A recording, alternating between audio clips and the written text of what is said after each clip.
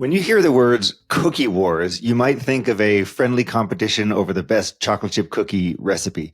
But for my guest today, it was an all out legal battle with a $1 billion competitor, one that could have easily ended his business even before it got started.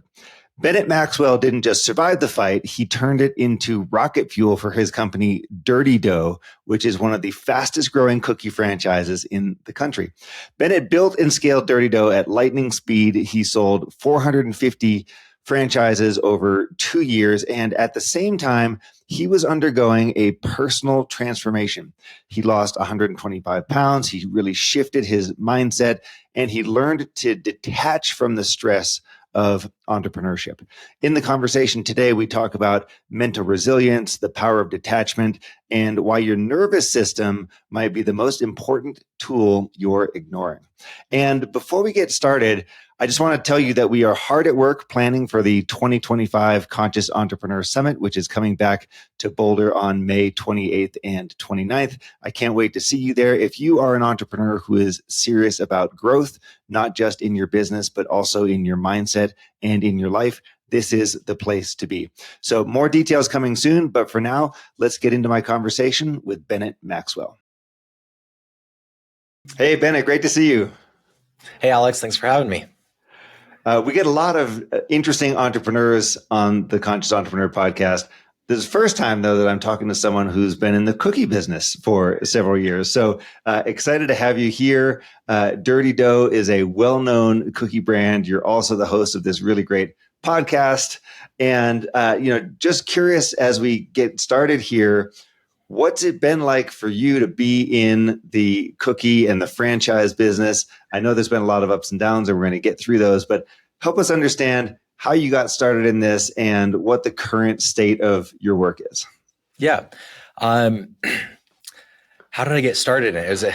I did a lot of door-to-door sales, led me to owning a solar company in San Diego. I invested into Dirty Dough because I saw a Facebook post saying, I'm selling cookies out of my apartment. I want to build a store. So I invested, he built the store. And at the end of that same year, which was 2020, right when COVID hit, he wanted to sell it. And I was like, crap, I'm going to lose everything I put into this. So I am like, you know what, kind of applying what made me a good salesperson, which is, what's the top guy saying and doing and behaving like that I can't learn to, become that top salesperson. And I'm looking at Crumble's success and like, what are they doing that I can't figure out? So I bought the company from them with the intention of franchising it. Spent about a year in that process. And the differentiator was, I want to make this easy for the franchisee. So if I can make all the cookies for them and just ship them out, pre-portioned, stuffed, multi-layered, very unique product, and all they have to do is, one employee, a few hundred square feet and an oven, that was the model I was going for. So we franchised kind of right at the beginning of 2021 and sold, or I guess 2022, sold quite a few franchises. We ended up selling 450 in the first 2 years. A lot of it was cookies were hot, with Crumble, a lot of that excitement, and we had good exposure. But at the same time, as we were going up, inflation was also going up and caused all sorts of difficulties across the entire food sector. But right now we have about 80 stores open, another 20 like food trucks operating out of maybe 25 states. I just want to back up and make sure that we heard you correctly there. So you were the first franchise for Dirty Dough, and then you wound up acquiring the company. Did I hear that right? So I wasn't a franchise. I was just an investor. Okay. I was an investor in one store, and then I ended up acquiring it and then franchising it after that. And then tons of growth. So huge growth from there for you. Like you said, it was a hot sector. Was this your first time in this kind of franchise model? Did you understand the model? Did you know what you were getting into going in? You jump in and there's a different language. Everybody's like, so did you send out the FDD and did they sign the FDD or their FA and wait their dark period of the 14 days? And I'm like, what are you guys talking about? I didn't know the difference between franchisor and franchisee. Franchisor is the corporate that owns the brand. Franchisee is the person buying the business. I didn't understand any of that. So brand new to me, but I'm used to that because every year or 2 years prior, I was doing the same thing. I was switching industries, going from pest control to telecommunications to smart home with the mentality of learning's front loaded, right? Like I'm going to learn a ton in the first year that I dive into a new business, new industry. And then each year thereafter, that growth curve starts to phase out. So if you could keep switching industries and just like, I'm going to dive into it, but yeah, completely different world than what I was used to. But here we are 4 years later. And I feel like, I'm in the franchise world now. Okay. So now you get it. And there's a very interesting story around, I think it's referred to as the cookie wars, that started, as far as I understand, essentially as soon as you opened Dirty Dough. And it involved Crumble, which is a well-known cookie company, I think a little bit bigger than Dirty Dough is. But tell us what that was all about. What were the cookie wars? Yeah, so we were getting ready to open our first franchise. First franchise opened in June of 2022. And this is like April. We threw up some billboards because we both are here in Utah County, kind of across the street from each other. There's just one major highway that goes throughout Utah. We threw up some billboards. They've been here, maybe 5 years, no billboards. We throw up a few Dirty Dough coming soon. Then they sue us. Just with a bunch of bullshit claims like, you guys use sprinkles, you guys have vanilla ice cream, you put your cookies in a rectangle box. And it's like, well, yeah.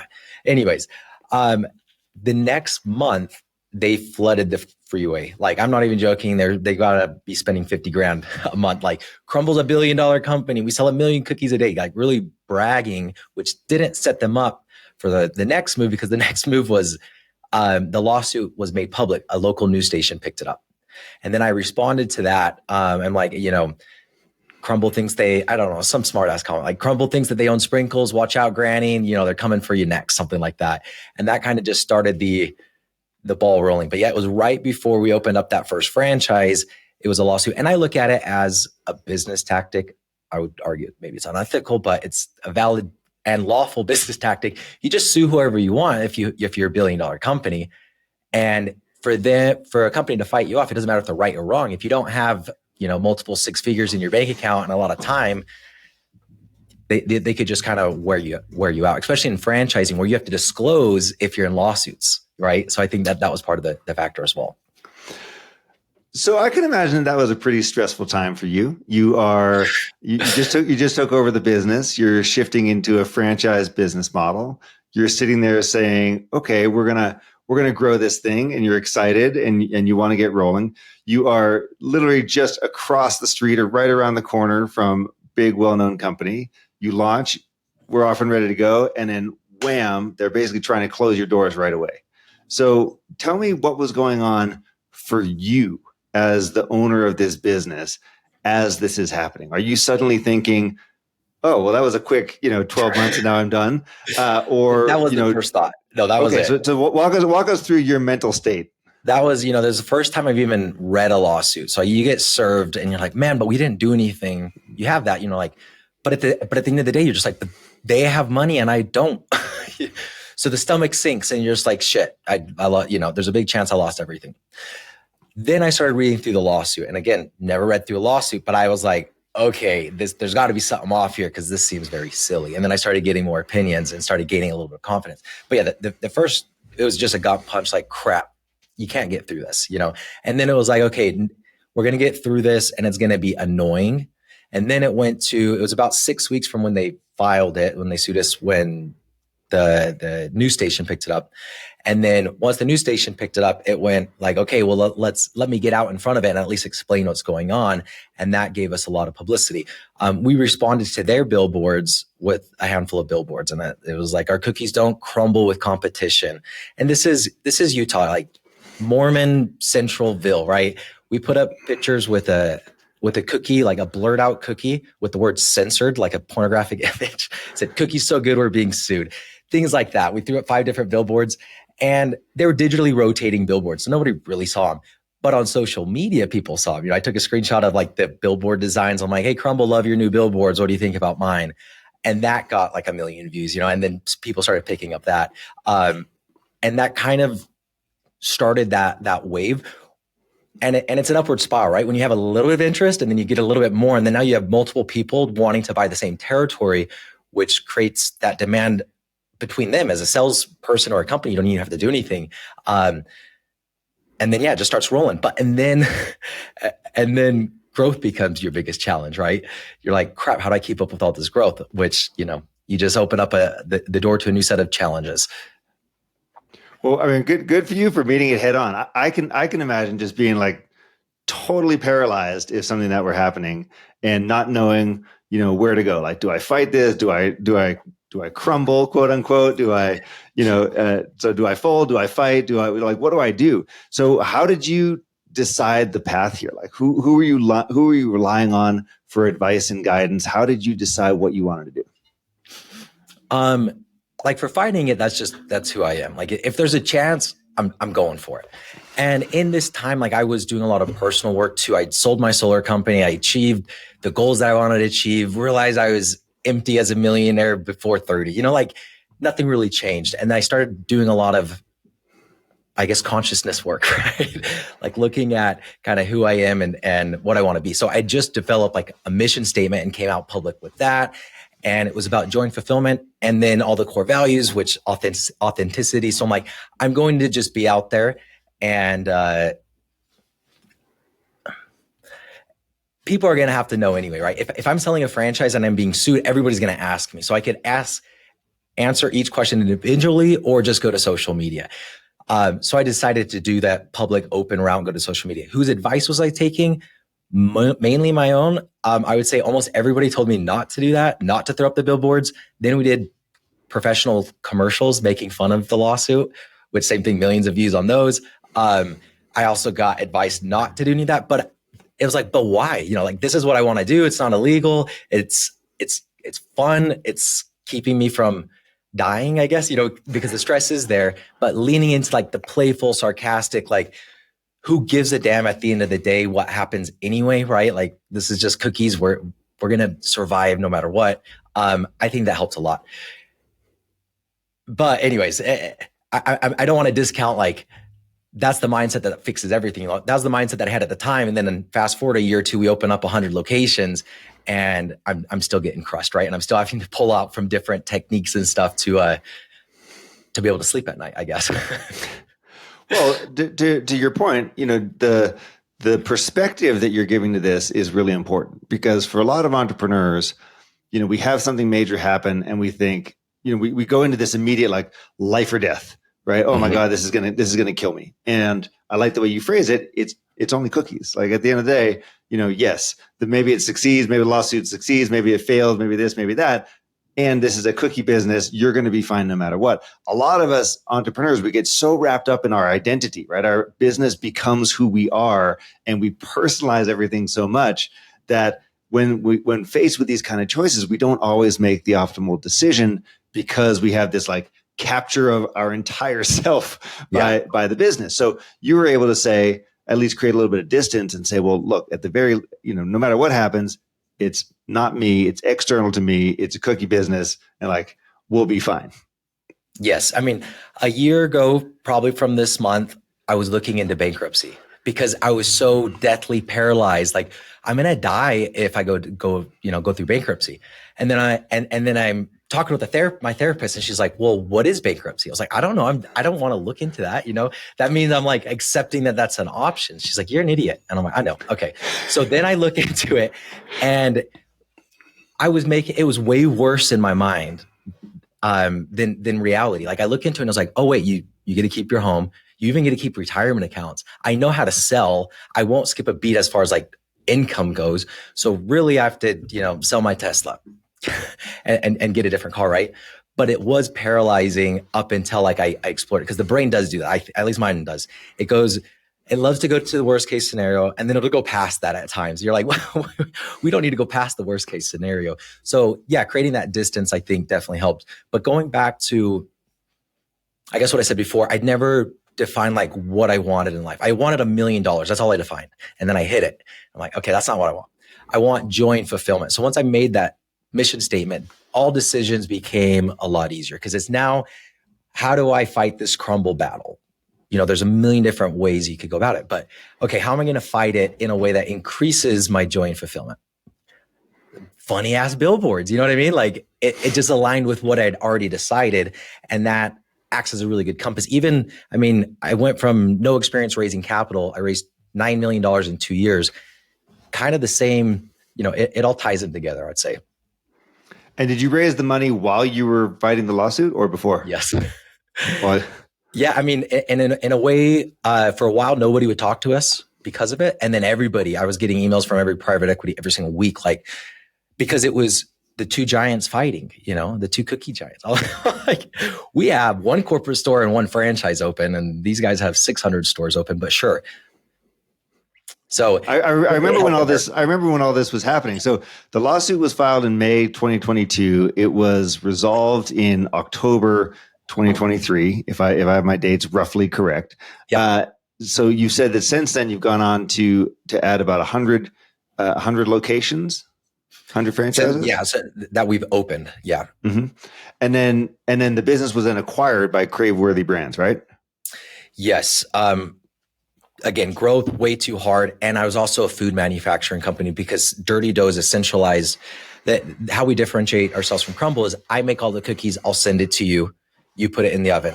500 square feet, one employee, one oven. Like it was a simplicity play, but that simplicity for the franchisees makes it a lot harder on the corporate, right? Because now you're food manufacturing and logistics. So I teamed up with, again, going back, I was raising capital. I met Greg Majewski a few years back. Cold message on LinkedIn. He didn't end up investing, but he was the former CEO of Jimmy John's during their rapid growth. And Jimmy John's has been the most successful food franchise over the last 3 decades. I got him on as an advisor, and then he quickly proved himself as the most valuable advisor with his experience, and then brought him on as CEO.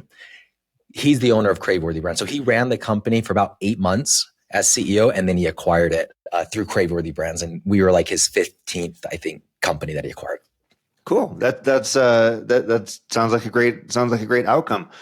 What did you learn about yourself as you went through this journey? So who was Bennett Maxwell, 3 years ago when you just started and you're like all excited to do it? And how are you different from the Bennett Maxwell of today?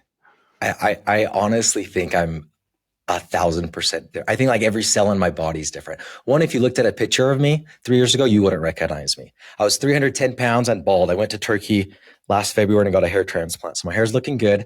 And I've lost 125 pounds.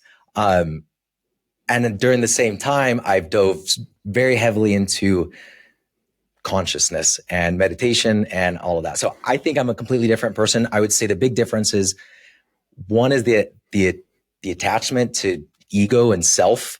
Like I was so attached to that, and everything drove me crazy. I wanted to have a control over everything because, I was a big dealer. I don't know. Like, we have to do talking about payroll. Like when payroll's 200 grand every other week, and you're like, man, all these people need me and they depend on me. That was the old me. And now it's like, well, no, they don't need me. I'm not that special. They've always worked before me. They're always going to work after. Like, why am I carrying all of that?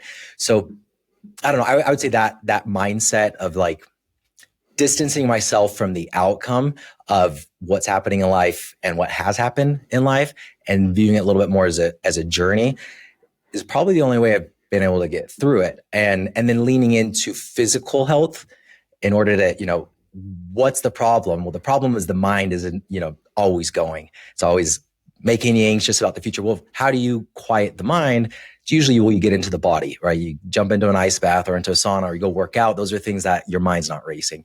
And for me, it worked. Like it really was able to transform. And I don't know if I should mention this, but maybe I'm just joking. Psychedelics as well. It's legal now. I do ketamine. You can get it prescribed. It increases neuroplasticity, supposedly for 72 hours after you take it. So I'm doing all these meditations, and I'm also doing these other things to increase the neuroplasticity so the effects take place quicker. Nice. That's a really remarkable transformation. So to lose 125 pounds over a couple of years, you're not just doing this through willpower. You're not just doing this because you decide you want to start going to the gym, lifting weights, doing yoga, whatever it is. You're doing that because you are changing who you are. And you're saying, I used to be this person, now I'm going to be this person. What needs to happen in order for that transformation to manifest itself, to take place? Walk us through, help me understand, what did that look and feel like for you?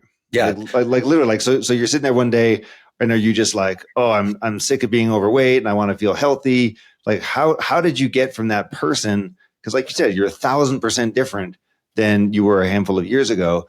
And that's a major, major, major change. And people make the mistake of thinking, oh, it's all about just willpower. You got to decide, or you got to commit. I don't think that's entirely right. I think there's a lot more at play here. So tell us about your journey. Yeah. I mean, I did every diet, I'd go lose 10 pounds, gain 15, lose 20 pounds, gain 40, kind of went through all of that.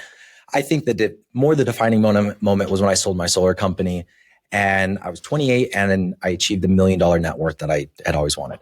And then I'm now evaluating my life. Like, life's supposed to be perfect. I've worked so hard for this.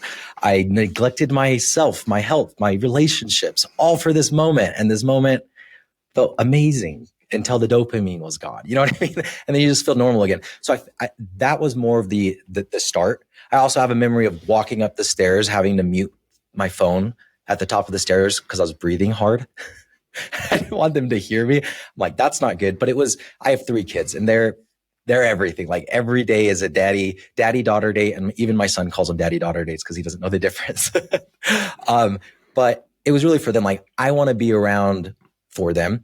I started with something major because I'm like, I'm not going to keep doing what I've been doing, right? The fad dieting, the up and down. I did a gastric sleeve surgery, which there's some stigma around that. Like, I'm young, why would I do? And I'm like, well, who cares? Like, I have money, I could pay, and this pretty much guarantees it. Now, it doesn't guarantee that you're still, underweight 3 years later, but at least for the first 6 months, they make your stomach, they go in, they cut your stomach and sew it up at the same time. My stomach was 4 ounces. So imagine a 12-ounce can of soda. I could fit a third of that in my belly at a time. No starches for 6 months. So it's something like very, kind of forced me to start, right?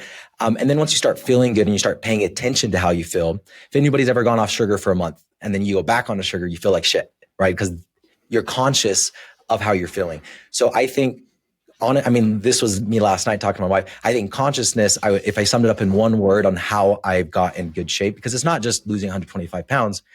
I'm at 7% body fat.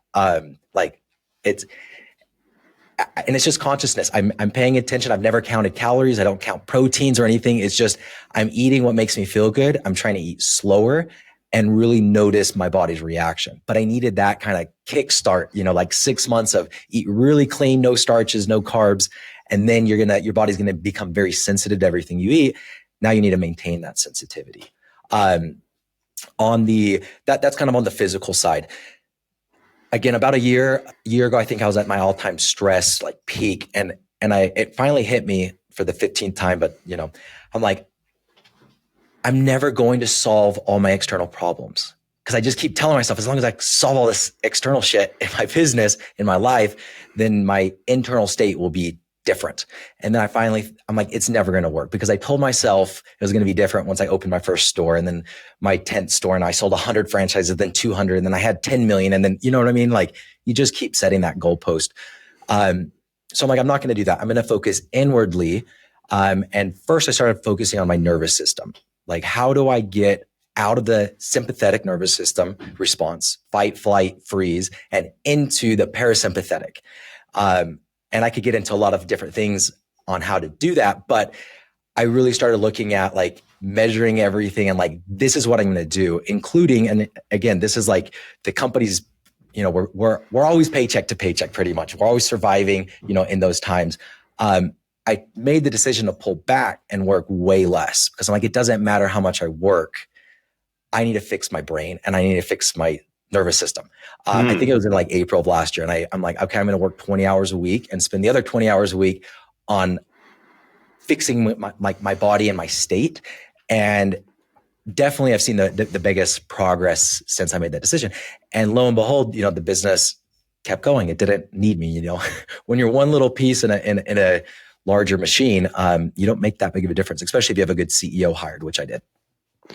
Well, so many of us overstate our importance to the business. We think it couldn't possibly survive without us. And therefore, I've got to work 40 hours, 60 hours, 80 hours a week. And that every incremental hour or unit of energy I'm putting into the business is somehow worthwhile. But if we do that, then we're sacrificing our own well-being. We're not resting. We're not recovering. We're probably not preparing ourselves for the long-term of the business as opposed to what's short term. So we're way higher risk of burning out, for example, when we have that mentality. Now, I've been doing this long enough that I know that these are really easy words to say, right? And like I'll talk in front of a room of entrepreneurs and I'll say that, and everyone will be saying, "Oh yeah," and everyone will nod and say, "Yes, of course." But doing it is something completely different. And so I'd like to understand more, like, how did you say, all right, I'm going to work 20 hours a week and I'm going to commit to that boundary. And what did you actually do on your nervous system response? Like, so what did your days look like instead? And like, what was that whole process like? So others can learn from you.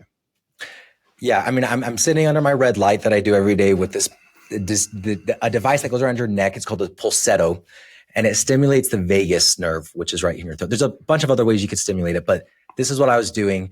And I was noticing like my body would be in like a hyperactive state. Like I can't even finish a text message because I have to finish 10 other things at the same time. I would go under, kind of do the red light and the pulsetto. I'm like, this works when I allow it to work and actually set the time. And it's only like, you don't have to do it for 10 minutes, like completely resets it. So I'm like, okay, that is the problem. That's when it kind of hit me. I'm like, it's the nervous system, because when I do this, I feel a lot better. So I'm really going to dial in.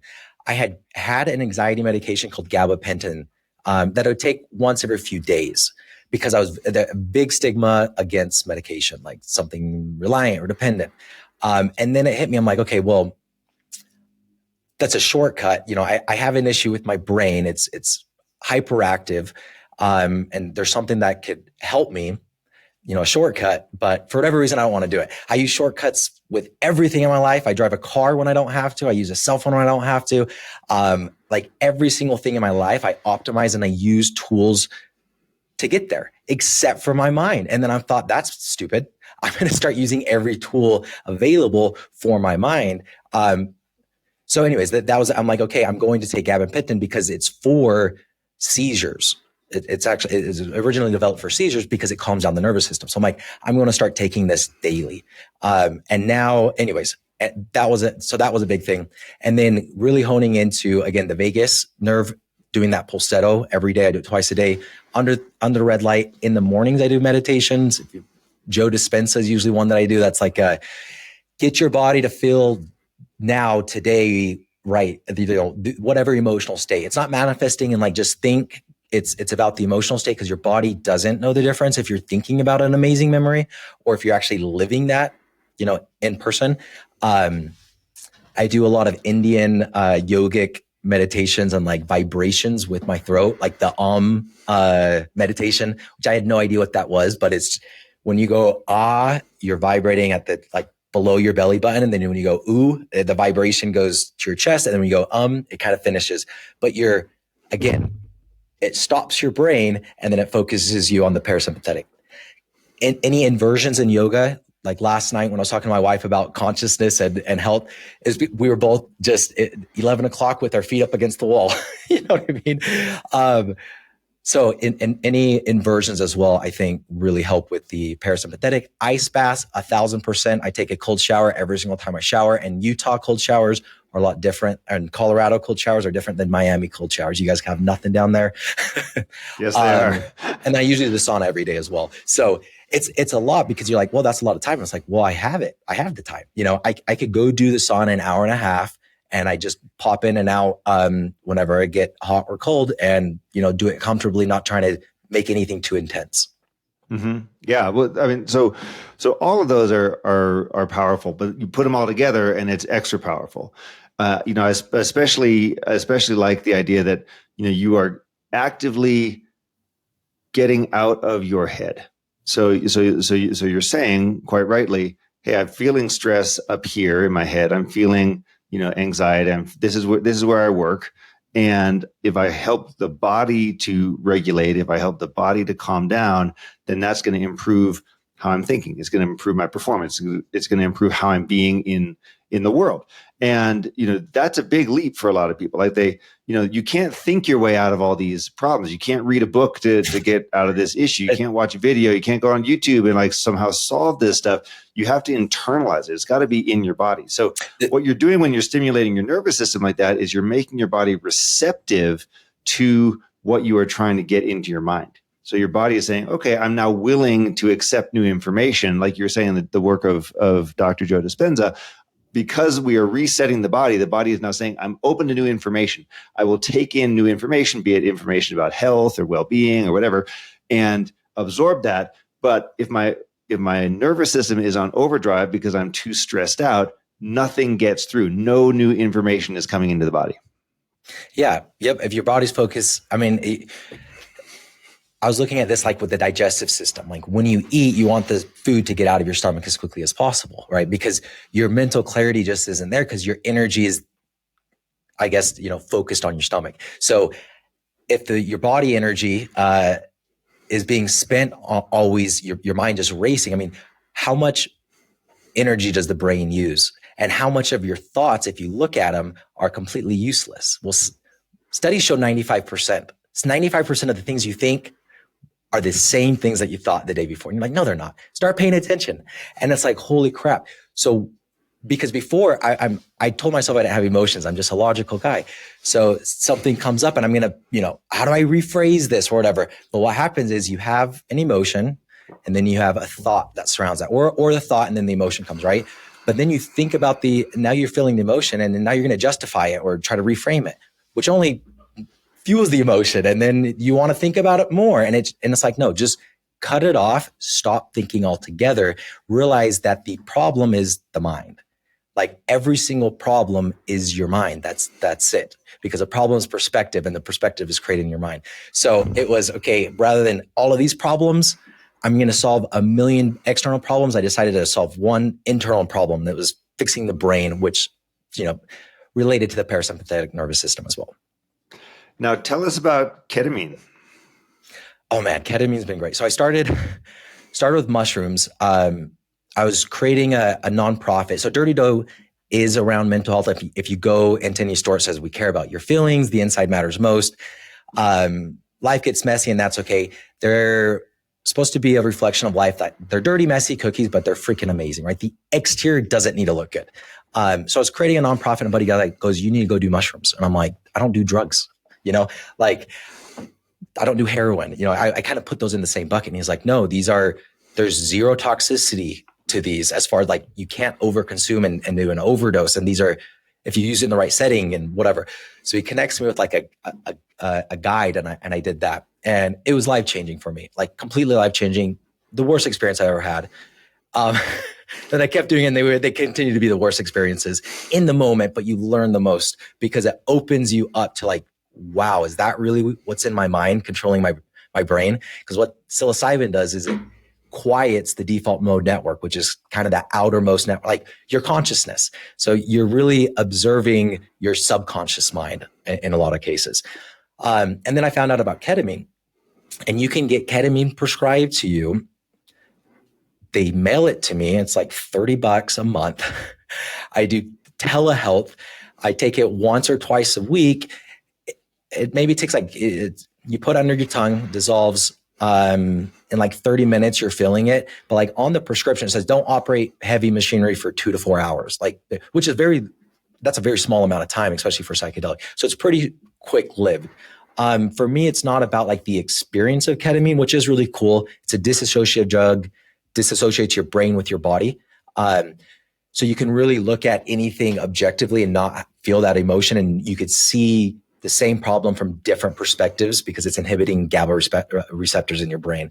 So the experience is great, but like I said, I do it for the neuroplasticity. If I'm spending hours a day trying to meditate and focus on my body, the goal of all of that is to change my thoughts, because to become a new person, you have to change your thoughts, and then your thoughts change your emotions and your actions.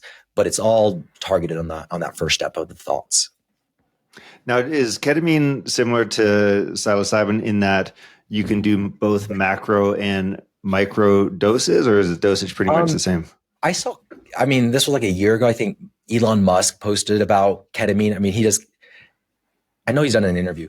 I don't know if he's talking about microdosing or normal dosing, but yeah, I've heard of the microdosing. Microdosing though, I hear a lot more in psilocybin and LSD. LSD is definitely one I want to try the microdosing on. I don't know. Steve Jobs seems to talk highly of it. Now, when it comes to the stuff that you do for your mind, tell us, where have you found inspiration? What are the books you go to? Who are the people you follow? Where are the places that you've gone to build up your knowledge and your thinking as you went through your transformation? Yeah, one guy, he's been dead for a decent amount of time, but very entertaining. Alan Watts, Eastern philosophy, kind of with a Western spin, right? But very, very funny. And he points out all of the irony in what we do. And it's just like, why are we taking anything seriously? It just doesn't make sense. So he puts it in a really cool perspective. There's one that's I love the audio of his works where it's him talking. Yeah, those are great. That's what I listen to. Yeah, he's so good. The Untethered Soul, I forgot who. Michael Singer. The Power of Now, Eckhart Tolle. Sadhguru is a yogi. Inner Engineering. All of them are kind of the same. It's all, what is the problem with life? It's your mind. So how do you control your mind, right? If you don't have an on and off switch, for your mind, do you really control it? No, you're just compulsively thinking, and your entire life's compulsive. You have this illusion that you're in control, but you're really not. You're just doing the exact same things every day, out of habit and compulsion. So it's how to break free from all of that. And all of it is, again, it's not talk yourself into it. It's feel yourself into a different reality by getting out of the mind and turning it off. Awesome. Well, hey, Bennett Maxwell, fantastic conversation. Thank you for the tour on what you did to build up Dirty Dough, to win the cookie wars, or at least survive the cookie wars, and then transform yourself in the process. Really, really inspiring to learn all about this. I appreciate it, Alex. It was great being on. Thank you. Thank you.